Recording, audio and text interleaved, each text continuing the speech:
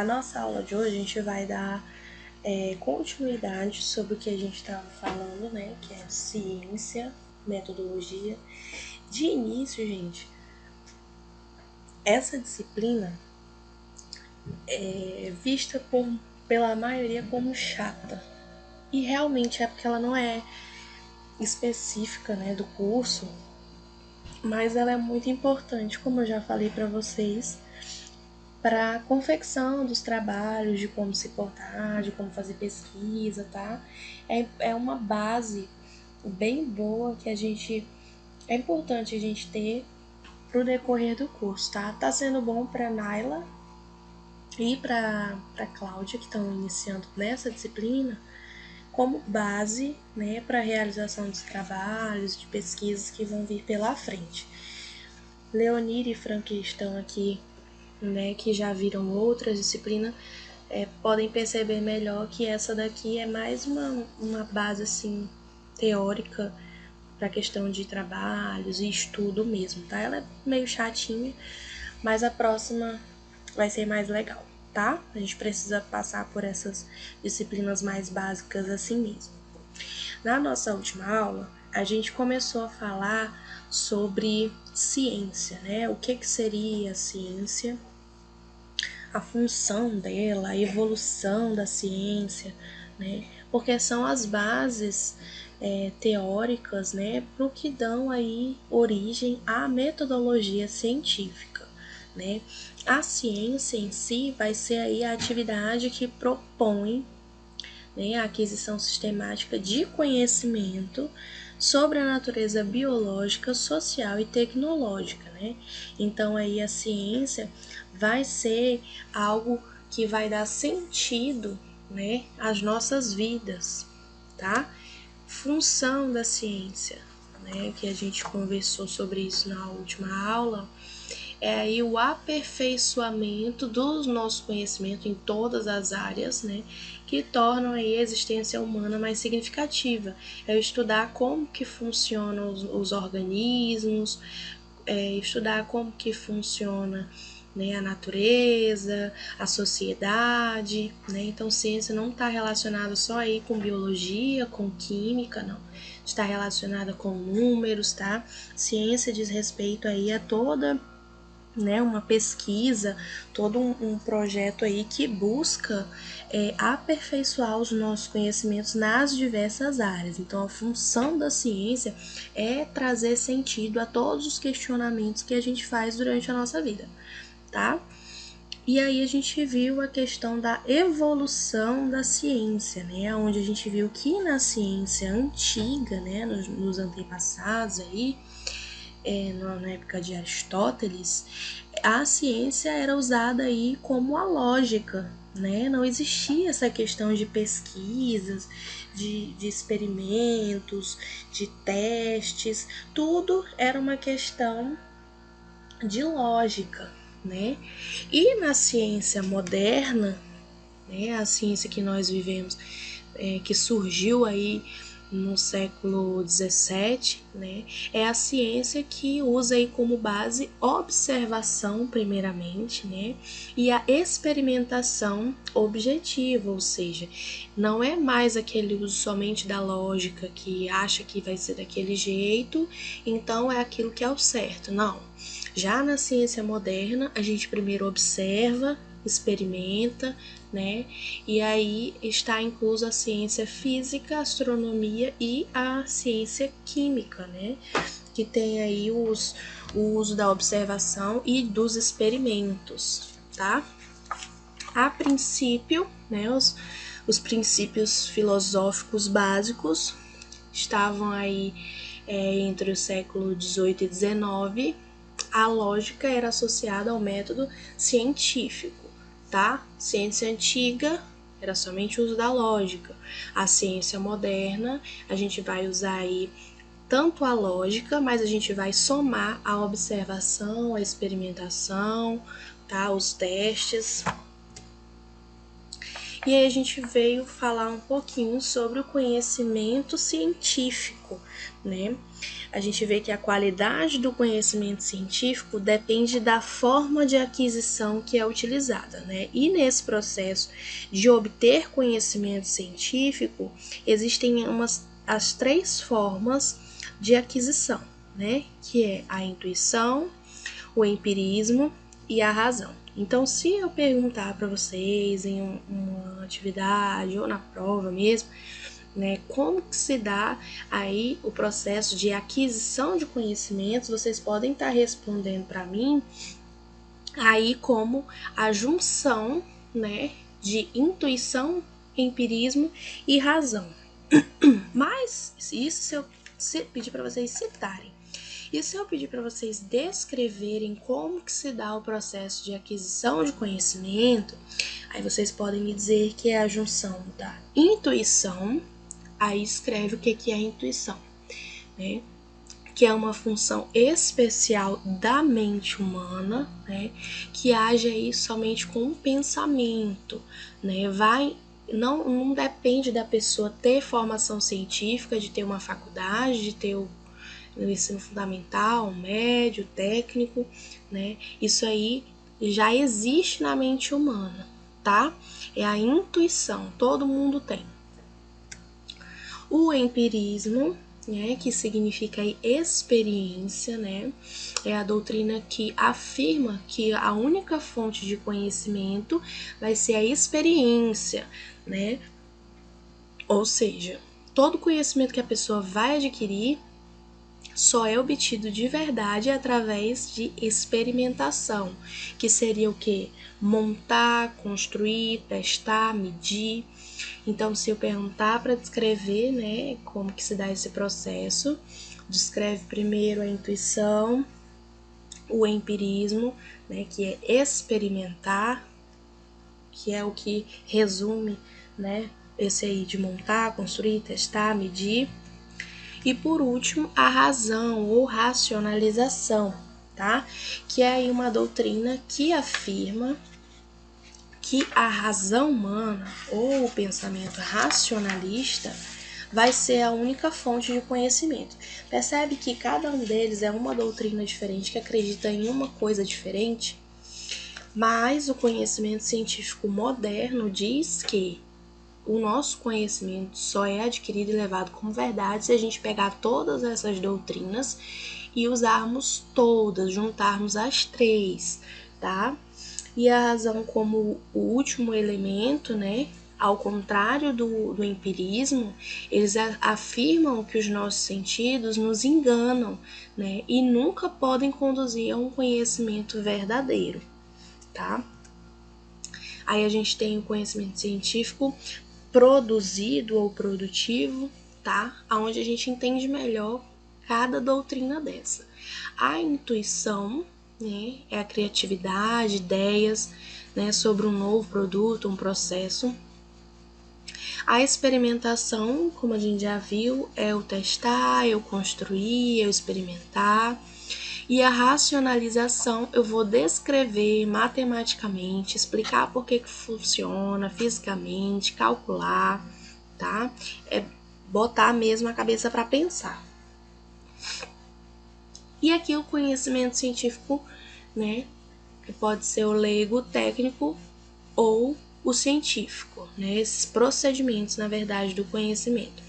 O leigo, a gente fala que é leigo quando a gente não tem conhecimento sobre determinado assunto, né? Então, o leigo é aquele, eu acho que foi assim, eu acho que aconteceu desse jeito, eu acho que é assim porque eu vi e tal. A gente não sabe ao certo. O técnico é aquele que a gente vai perguntar qual o problema, tentar resolver esse problema.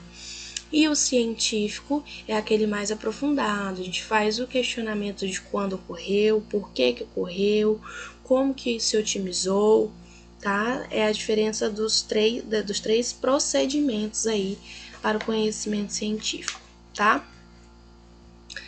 E aí a gente viu a classificação da ciência, né? Foi o último tópicozinho que a gente viu na nossa última aula, onde a ciência ela pode ser classificada em 2, tá? A ciência formal ou pura e a ciência factual ou aplicada. A ciência formal ou pura, né? Os objetos dessa ciência aí são os ideais. O método aí é a dedução, tá? O critério de verdade dela é consistido aí sobre os teoremas, né? Teorias, tá? Dedução. Então, a gente tem aí ciência formal, né? São os teoremas. Vai tentando ligar as palavrinhas aí para lembrar, né? Dedução, teorias, tá? E a ciência factual ou aplicada, né? Que são aí o método, né, da ciência aplicada, como o nome já está dizendo, é a observação e a experimentação. Então, como o nome já está sugerindo para a gente, é de aplicar o que a gente já viu, né? Então, a gente observa e aplica. Como? Experimentando, né? E o enunciado predominante aí dessa ciência são as sínteses, né? Onde a gente tem aí, descreve a observação e a experimentação de determinado assunto, tá? E hoje nós vamos terminar essa questão de ciência bem teórica aí e dar um pontapé inicial sobre o que realmente importa, que é como iniciar, como que monta um trabalho, do que a gente precisa, tá? Sobre os fundamentos científicos, né?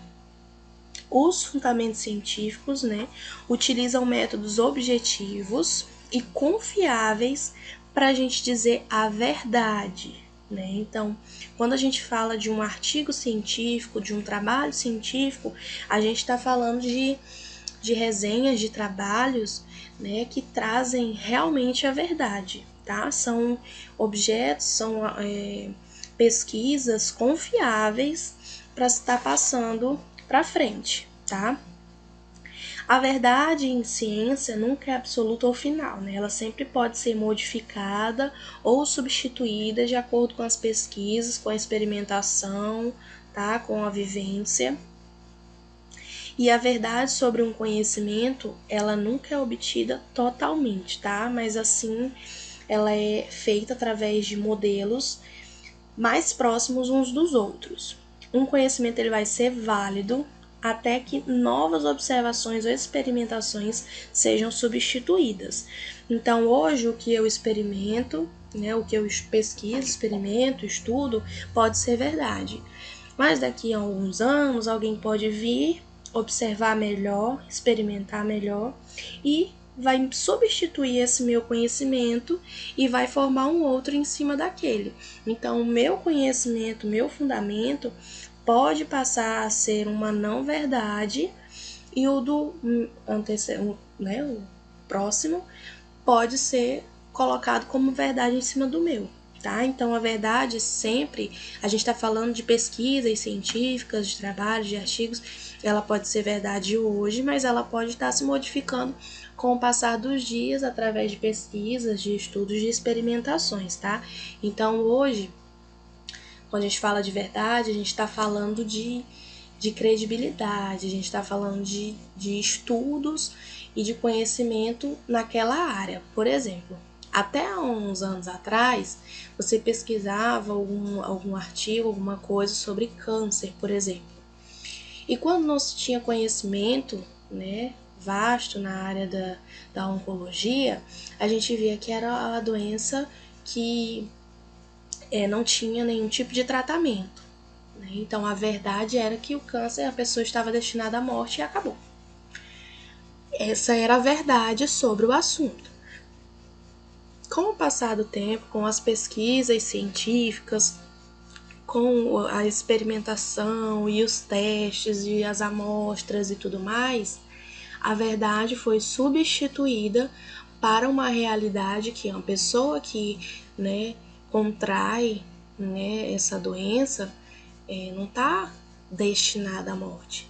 Né? Existem agora tratamentos de quimioterapia, de radioterapia, de cirurgias intervencionistas, né? Então a verdade sobre esse assunto foi modificada, né, com o tempo, através da observação, da experimentação né? E isso, a nossa verdade hoje é essa, que ainda não tem uma cura específica, existe o tratamento.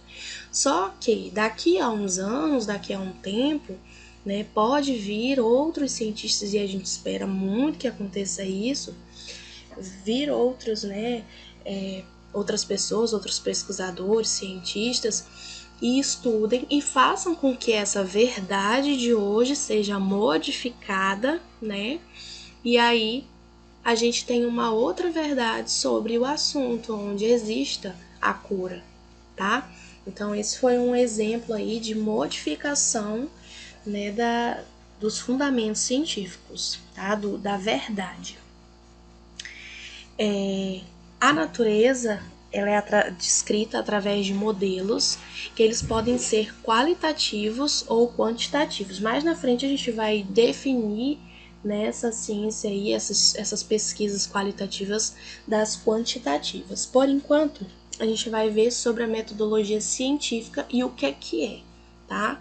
A metodologia científica, ela é um conjunto de abordagens técnicas, né, e processos utilizados na ciência para eu formular e resolver problemas, né, de aquisição objetiva do conhecimento de uma maneira sistemática. Ou seja, é uma ciência em que eu vou perguntar o porquê, onde, quando, e eu vou responder essas respostas, tá? De uma maneira calculada, para que uma pessoa que procure sobre determinado assunto, ela tenha as perguntas que ela pode surgir na cabeça e lá mesmo ela encontre as respostas, tá? A metodologia científica, ela pode ser a ciência pura ou aplicada, que foi o que eu já falei para vocês, né? A ciência pura, aquisição do conhecimento sem finalidade de utilização prática. A aplicada é a utilização dos conhecimentos da ciência pura e da tecnologia em aplicações práticas. Aí a gente tem alguns métodos científicos, né? Eu acho que eu já falei para vocês sobre a tese, o teorema, né? A síntese. A hipótese vai ser aí uma afirmação que não é comprovada sobre algum fenômeno, sobre algum assunto, né? Então eu vou afirmar, mas não tem nada comprovado, né? Eu não tenho nenhuma pesquisa, eu não tenho nada me confirmando que isso seja uma verdade, tá? Numa tese, eu vou ter uma afirmação comprovada sobre determinado assunto, sobre algum fenômeno. A teoria vai ser aí várias teses juntas que, somadas, vão explicar o assunto, o fenômeno.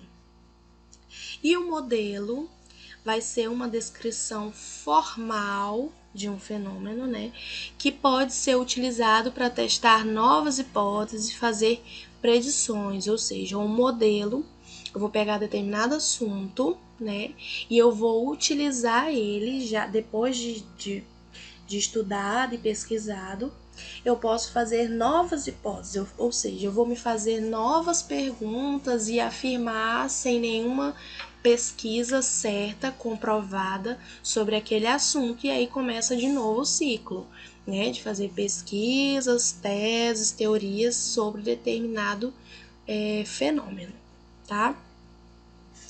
Aí nós temos os estudos, a diferença entre o estudo observacional e o experimental, e o estudo transversal ou longitudinal, tá? O estudo observacional é aquele onde eu tenho a coleta de dados sem influenciar os eventos, ou seja, eu vou observar, né, sobre determinado assunto que eu queira falar, escrever, vou coletar os dados que eu pude observar, mas eu não vou interferir, eu não vou influenciar. O estudo experimental, né, você vai ter uma influência, né, no evento e vai verificar quais os efeitos que esse evento tem com a sua intervenção, né? Então, o experimental é justamente você tentar modificar e ver o que você fez vai causar. O estudo transversal, a gente está falando de pesquisas, tá? O estudo transversal é a coleta dos dados num único instante no tempo, onde a gente obtém um recorde momentâneo no fenômeno investigado. Então, ele vai ter uma diferença aí somente no momento em que a gente faz a intervenção. E o longitudinal é aquele que a gente faz uma coleta no momento e acompanha essa pesquisa durante todo o desenrolar desse fenômeno, dessa pesquisa que a gente está fazendo, tá? Então, o estudo observacional, a gente observa sem influenciar. Experimental, a gente intervém e vê os efeitos que essa intervenção causa.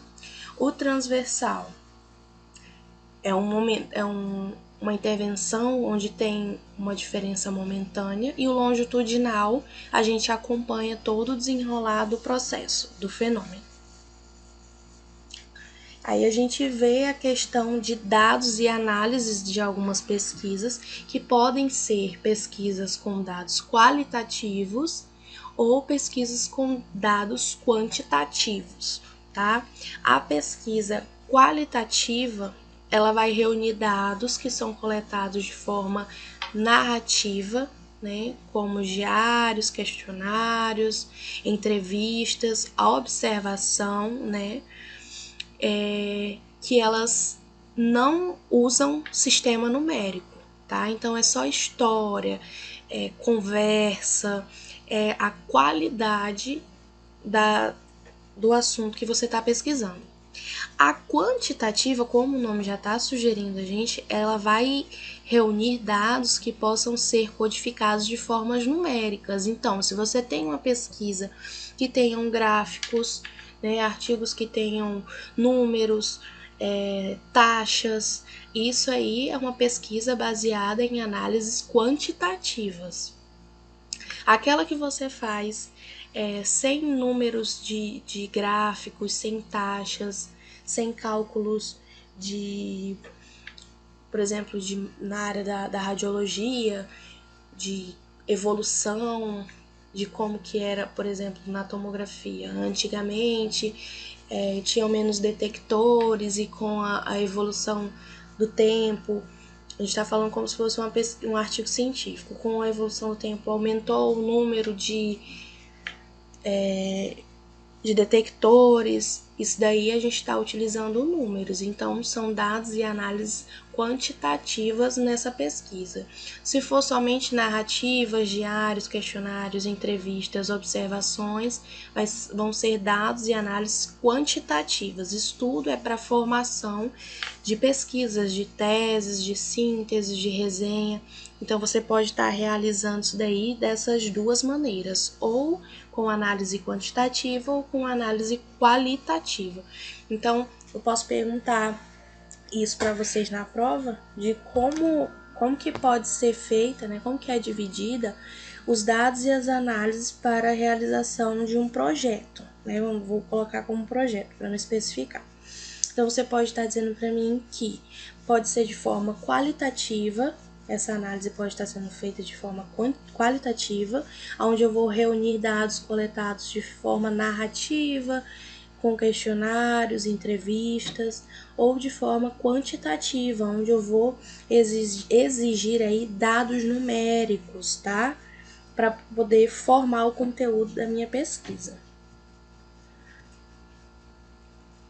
Acabou a parte teórica do que é ciência, essa partezinha mais chatinha da gente entender, tá? E agora a gente entra no vamos ver, que são os tipos de trabalho que a gente pode realizar de acordo com toda essa teoria de ciência, de como que é formado esse pensamento, tá? Que são resumo, resenha, resenha-resumo, resenha temática, os relatórios, o artigo e os memorandos, tá? Por muitas vezes a gente nem se dá conta de que no nosso dia a dia, né, de pesquisa e estudo, a gente realiza vários trabalhos e cada um deles, né, eles são classificados cientificamente, tá? Então todas essas classificações aí são classificações científicas, tá? Que elas têm características e recomendações específicas, né? Esses tipos de trabalho aí existem diferença entre eles, tá? E eles estão aí adequados às normas da ABNT, tá? Por exemplo, os trabalhos eles podem se diferenciar em tamanho, em nível de complexidade, objetivos que estão sendo realizados, pode ser em caráter informativo, de caráter em hipótese, né? Mas em comum, todos eles têm o seu valor, né, para transmissão de dados. E aí a gente pode dividir eles nesses aí, e agora a gente vai falar um pouquinho sobre cada um deles. O resumo a gente também pode chamar de sinopse, né? Vai ser uma síntese das ideias que contém um texto. A gente também pode chamar de sinopse ou resumo coisas, por exemplo, que a gente vê em filme, né? Quando a gente procura lá a sinopse de um filme, nada mais é do que uma síntese do que acontece lá naquele filme, né? No caso aqui a gente está falando de trabalho, e é onde a gente vai ter no iniciozinho, né, um resumo. A gente vai estar pegando informações do contexto geral e vai jogar lá naquele resuminho que é uma pequena parcela de tudo que contém no trabalho, para a gente saber, de modo geral, o que diz ali dentro. É a mesma coisa de um filme. Quando você lê uma sinopse, ela não vai te contar todos os detalhes que vai acontecer durante a trama, mas você vai entender o objetivo principal. É a mesma coisa num texto. Tá? O resumo, quando eu peço para vocês fazerem um resumo de um artigo científico, eu não quero que vocês escrevam tudo que está dizendo lá, palavras idênticas. Não. Você vai pegar um contexto geral do que diz aquilo e colocar numa forma resumida, ou seja, em uma folha somente, para quando a gente lê, saber do que é que se tratava o assunto que você leu lá, o artigo que você leu, tá? A resenha, ela vai um pouco além do resumo, né? É um trabalho acadêmico que, além da síntese de um livro, de uma pesquisa, né, ela vai ter também comentários informativos ou críticos sobre esse conteúdo. Ou seja, se eu pedir para vocês fazerem uma resenha sobre um artigo, eu não quero que vocês façam somente o igual ao resumo, que é pegar o contexto geral do texto e diminuir em uma folha. Quando se faz uma resenha, quando você diminui o assunto lá numa folha, você vai fazer comentários, você vai informar, né, fazer algum comentário pessoal, que podem ser críticos também, né, concordando ou não sobre determinado assunto, tá? Então essa é a diferença da resenha para o resumo. Resumo, você só vai compactar o conteúdo daquele texto, daquele filme, tá? E vai colocar numa folha. Na resenha, você vai adicionar comentários seus, críticos, né, sobre esse assunto. A resenha resumo, né, ela vai juntar os dois aí. Se limita a resumir o conteúdo de um livro, de um capítulo, de um filme, né, ou de uma peça de teatro, um espetáculo, sem qualquer crítica ou julgamento de valor. A gente vai fazer um texto informativo, tá? Porque o nosso principal objetivo nessa resenha, resumo, é informar o leitor, ou seja, você não vai pegar o que está escrito igual lá no texto, você vai informar como se você estivesse numa conversa informal, conversando assim, frente a frente com outra pessoa, a falar do que está dizendo lá naquele texto, ou como o que está dizendo no filme, o que está dizendo na peça de teatro, lembrando sempre que a gente não vai julgar, a gente vai informar o que tem que tá acontecendo lá, tá? Na resenha crítica, o nome já está sugerindo o que acontece aí, né? Além da gente resumir o objeto, o texto, a peça, o filme, a gente vai fazer uma avaliação sobre ela, né, com alguma crítica, apontando aspectos positivos ou negativos, tá? E aí ela vai se tratar de uma informação, né, de um texto de informação de opinião, né, que a gente também pode denominar ela de recensão crítica. Então, uma resenha crítica, você vai dar a sua opinião do lado positivo e negativo sobre o objeto de estudo, tá? E aí se expande não só a papel, a artigo, a trabalho, tá bom? Pode ser por peças de teatro, filme, documentário. E aí a gente tem a resenha temática, né? A resenha temática é aquela que fala de vários textos ao mesmo tempo que tenham assuntos em comum. Então, o objetivo aí é fazer um paralelo entre as ideias que você leu e fazer uma opinião sobre elas. Então, é uma resenha sobre determinado tema, tá? Então você pode ler 3 artigos diferentes sobre o Covid-19 e aí fazer a sua resenha temática. O tema é o Covid-19, mas aí você vai falar sobre o que você leu em 3 artigos diferentes e vai expor a sua opinião entre cada uma daquelas que você leu e está realizando seu trabalho, tá? Resenha temática. A gente vai falar sobre vários textos que tenham o mesmo assunto em comum e expor uma opinião sobre elas, tá? A resenha de filme é um modelo que é menos pedido na faculdade, nos cursos, tá? Mas também é importante para algumas licenciaturas, né, da faculdade, algumas, que analisam muitos filmes, né? Existem alguns cursos que analisam muito filme, né? Psicologia, pedagogia. Geralmente o objetivo da resenha filme é destacar algum aspecto teórico, né, e relacionar com o roteiro ou com os personagens da trama, tá? Aí a gente tem o relatório, tá? Que é um outro tipo de trabalho passado. É um documento técnico que revela o andamento de uma pesquisa, né? Então ela vai relatar o passo a passo dessa pesquisa. Esse tipo de trabalho é muito requisitado na vida acadêmica do aluno, né, para poder mostrar os dados, como que está a atividade relacionada à pesquisa que o professor passou para aquele aluno, né? O professor passou um trabalho para montagem de um artigo científico. O aluno está montando, mas aí o professor passa um relatório. O que é que vai conter nesse relatório? Vai estar lá como que está o andamento desse trabalho principal que o professor passou, tá? Os relatórios, eles são exigidos, né, pelas instituições, que ele tem caráter descritivo, né? Não vai caber aí reflexões, análises, né? Isso diferencia ele das monografias, onde você tem que colocar aí, né, algumas reflexões, algumas análises, tá?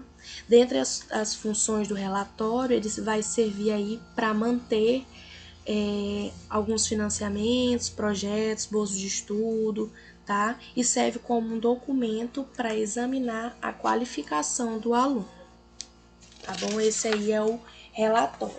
Aí a gente tem o artigo, que é o que a gente está trabalhando bastante, que eu estou passando para vocês lerem, estudar, né? Os artigos, né?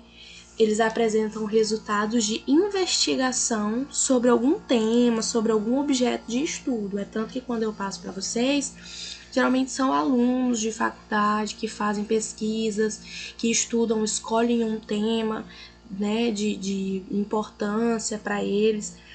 que eles estejam estudando, fazendo pesquisa científica com o auxílio de professores qualificados, e aí eles aí montam um artigo, tá? Eles investigam sobre o assunto e vão formar esse trabalho. Ele pode ter origem a partir de um estudo bibliográfico, através de algum livro, né? Pode ser de uma pesquisa experimental, ou derivar de outros trabalhos maiores e mais complexos, e aí a gente faz um trabalho, foca ali em alguma parte menorzinha de um trabalho maior e forma um artigo dentro dele. Pode ser aí um resumo de resultados de dissertação de mestrado, tese de doutorado, tá? Além dele ser usado como trabalho de conclusão, é comum os artigos serem submetidos a comissões ou conselhos editoriais de revistas e periódicos científicos que definem sobre a relevância desses trabalhos na comunidade científica, né? Eles vão ser avaliados se eles são realmente importantes para os cientistas, né? E aí é que ele vai ser visto e analisado e vai ver se ele vai ser publicado ou não. Tá? É tanto que lá no nosso site a gente só tem trabalho que eu passei para vocês. Não se esqueçam, amanhã vocês vão pesquisar, tá? Lá no Cielo, um artigo que seja do agrado de vocês, tá? E por último, o memorando, né? Assim como os demais gêneros, ele tem uma finalidade aí discursiva específica e é constituído de traços distintos, tá? Um deles é representado pela objetividade, ou seja, um discurso marcado por uma linguagem breve, precisa e direta, tá? Visto que é parte de uma comunicação vinculada no meio comercial. Em termos conceituais, o memorando constitui um tipo de comunicação, né, interna, estabelecida entre as unidades administrativas do mesmo órgão, tá? De níveis hierárquicos iguais ou distintos. Por exemplo, lá no CTA, se eu for fazer um resumo das matérias que eu vou dar até dezembro para vocês. O financeiro, a direção pedagógica, né, de ensino, eles precisam ter ciência do que eu vou fazer daqui para o final de dezembro. Qual documento que eu posso fazer para passar essa informação para eles de forma clara, precisa, né, para que eles tenham conhecimento sobre essas matérias. Eu vou fazer um artigo? Não. Vou fazer um relatório? Também não. Então, o documento que se encaixa para esse tipo de informação que eu quero passar é o memorando. É muito comum utilizado é um documento muito utilizado na comunicação dentro das empresas, tá? É um documento aí específico, breve, né, mas de linguagem formal, tá? E por último, hoje a gente vai ver a questão da normatização dos trabalhos, tá? Para a área de informação e documentação, essas normatizações aí têm a finalidade de estruturar e apresentar graficamente os documentos como os livros, os relatórios, as teses, dissertações, trabalhos acadêmicos, né? E parte deles a gente tem como referências, resumos, índices, sumários, que são as partes do nosso trabalhinho, tá? Que é o que a gente vai focar aqui, é como apresentar um trabalho acadêmico, né? E aí a gente tem a ABNT para nos dar aí essas referências do que a gente tem que fazer, né? A ABNT significa Associação Brasileira de Normas Técnicas, né? Eles dizem aí as atividades que estabelecem em relação aos problemas existentes ou potenciais, né, destinados a utilizar em todos esses trabalhos, tá? Aí a gente vai ter aí tudo que a gente precisa fazer para os nossos trabalhos estarem dentro dessas normas. Primeiro, vocês sabem que existem vários tipos de papel para impressão. Se a gente for apresentar um trabalho, né, como eu tô falando para vocês, um trabalho acadêmico, a gente vai utilizar o papel A4 de cor branca, tá? A fonte é essa letrinha que a gente usa para escrever. Qual fonte que a gente utiliza? Nós temos uma infinidade de fontes lá, que são letras de formas diferentes. Mas as fontes que a gente vai utilizar para fazer os nossos trabalhos, né, quando o professor passar algum trabalho para vocês, ou vai ser essa Times New Roman ou Arial, tá? Escolhe entre uma ou outra. Existe o tamanho, a gente pode colocar a letra do tamanho que a gente quiser, mas o tamanho que as normas da ABNT diz pra gente utilizar nos nossos trabalhos é o tamanho 12, tá? E a cor também, a gente pode colocar a letra de qualquer cor que a gente quiser, mas a gente tem que sempre usar a cor preta, é que nem o Enem, por exemplo. Você tem que usar a caneta preta, né? Preta ou azul, se eu não me engano. A mesma coisa aqui, a ABNT vai dizer que a gente não pode utilizar a fonte na cor vermelha, na cor verde, tem que ser preta, tá?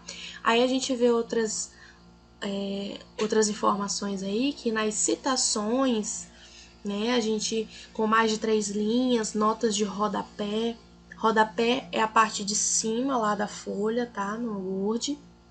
Legendas e tabelas, a fonte tem que estar no tamanho 10, diminui o tamanho, tá? A letra em itálico. A letra em itálico é quando a letra fica deitadinha para a direita.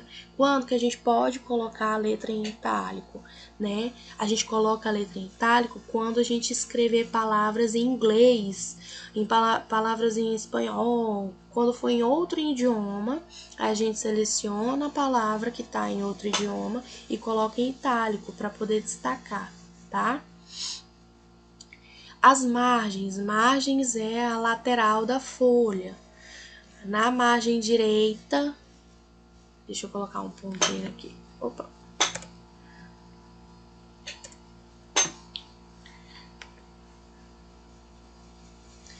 Na margem direita, que é esse, vamos imaginar aqui o slide que seja uma folha. Na margem direita e inferior é 2 centímetros, ou seja, a distância do final da folha para a frase tem que ser de 2 centímetros. E do lado direito também, de 2 centímetros. Já o lado esquerdo e o superior são 3, então fica mais distante para começar a letra. Por exemplo, aqui eu acho que está 2 centímetros no máximo. Lá no trabalhinho, a gente tem que colocar, lá nas configurações que a gente vai ver na próxima aula, a gente tem que colocar 3 centímetros, ou seja, a palavra vai iniciar mais distante, tá, da margem, e em cima também, 3 centímetros. Aí a distância tem que ser colocada igual nessa configuração que a BNT diz pra gente, tá?